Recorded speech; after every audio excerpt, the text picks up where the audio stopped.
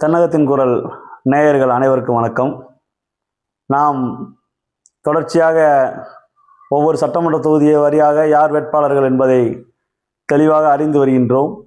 அந்த வகையில் இன்று நாம் பார்க்கக்கூடிய தொகுதி சிவகங்கை சட்டமன்ற தொகுதி.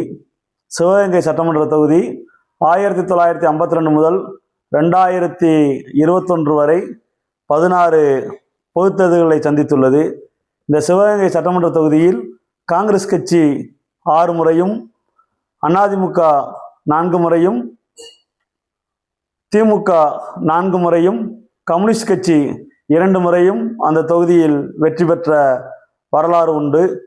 அந்த வகையில் மீண்டும் இந்த 2026 சட்டமன்ற தேர்தலில் யார் வேட்பாளராக களம் காண போகிறோம் என்பதை பற்றி அறிய உள்ளோம். சிவகங்கை சட்டமன்ற தொகுதியில் 2021 ஆண்டு நடைபெற்ற தேர்தலில் அஇஅதிமுக சார்பில் அதனுடைய மாவட்ட செயலாளர் திரு PR செந்தில்நாதன் அவர்களும், திராவிட முன்னேற்ற கழக கூட்டணியில் கம்யூனிஸ்ட் கட்சியின் சார்பில் முன்னாள் சட்டமன்ற உறுப்பினர் 2 முறை சட்டமன்ற உறுப்பினராக இருந்த திரு குணசேகரன் அவர்கள் போட்டியிட்டு வெற்றி வாய்ப்பை இழந்தார். அந்த வகையில் மீண்டும் அதிமுக கூட்டணியில் அஇஅதிமுக சார்பில் வேட்பாளராக திரு PR செந்தில்நாதன் அவர்கள் மாவட்ட செயலாளர் அவரை களம் காண்பதற்கு அதிக வாய்ப்புகள் உள்ளது. அவருக்கு வேறு ஏதேனும் தொகுதி ஒதுக்கப்பட்டால், அவர் சார்ந்த காரைக்குடி தொகுதி ஒதுக்கப்பட்டால், இந்த தொகுதியில் மீண்டும் களம் காண்பதற்கு 2016 முதல் 2021 வரை அமைச்சராக இருந்த, சட்டமன்ற உறுப்பினராக இருந்த திரு பாஸ்கரன் அவர்கள் மீண்டும் அந்த தொகுதியை எதிர்பார்த்து உள்ளார். அவர் வயதின் காரணமாக அவருக்கு வாய்ப்பு மறுக்கப்பட்டால், அவருடைய மகன் மாநில இளைஞர்களுடைய துணை செயலாளர் கூடிய திரு VGP கருணாகரன் அவர்களுக்கு அந்த தொகுதி அதிமுக சார்பில் வழங்கப்படும் என எதிர்பார்க்கப்படுகின்றது.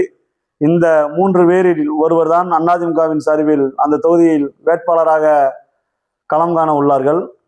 இந்த தொகுதி மீண்டும் திராவிட முன்னேற்ற கழக கூட்டணியில் கம்யூனிஸ்ட் கட்சிக்கு ஒதுக்கப்பட்டால், அதனுடைய மாநில விவசாய சங்கத்தினுடைய செயலாளராக உள்ள திரு குணசேகரன் அவர்களுக்கு மீண்டும் அவருக்கே வாய்ப்பு வழங்கப்படும் என தெரிய வருகின்றது.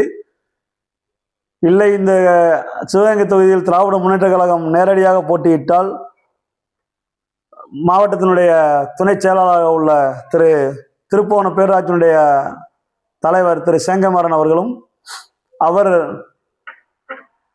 வாய்ப்பு மறுக்கப்பட்டால், சிவகங்கை நகர்கழகத்தினுடைய செயலாளராக இருக்கக்கூடிய நகர்மன்றத்தினுடைய தலைவர் திரு ஆனந்த் அவர்களும் இந்த 2 பேர் கடுமையான போட்டியில் உள்ளனர். திராவிட முன்னேற்ற கழகம் போட்டியிட்டால் இந்த 2 பேரில் யாரோ ஒருவர் தான் வேட்பாளராக அந்த தொகுதியில் வாய்ப்பு வழங்கப்படும் என்பது தற்போதைய கள நிலவரம். அதன் தொடர்ச்சியாக நாம் தமிழர் கட்சியின் சார்பில் வேட்பாளர் அறிவிக்கப்பட்டு களத்தில் உள்ளார். அதேபோல் தமிழக வெற்றி கழகத்தின் சார்பில் வேட்பாளர் யார் அறிவிக்கப் போகிறார் என்பது வருங்காலங்களில் தான் தெரிய வரும். இந்த தொகுதியை பொறுத்தவரை அகமுடியர் சமூகம் மிக பெரும்பான்மையாக உள்ளது.